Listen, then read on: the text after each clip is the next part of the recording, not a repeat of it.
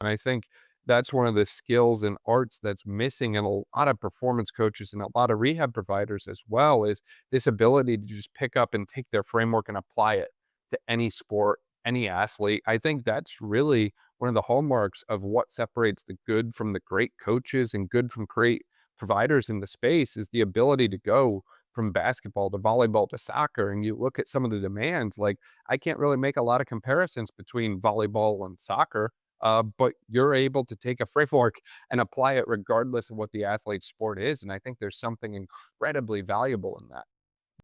That was, like, hard at first, but then when they're like, "Okay, like, he understands how my body works, he understands the demands of my sport and my position, he sees the things that I do really well, and he sees the things that I can improve upon that will make my position and my work easier." And we just kinda pieced it together, and that framework applied so nicely.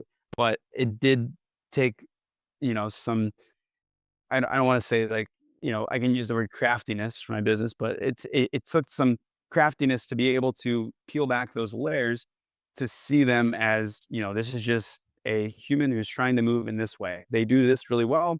They don't do this really well. How can I meet them in the middle of choosing the things that will help them do what they do well and complement that without, going into this rabbit hole of all these things that might matter a little bit, but won't have a huge effect size on them.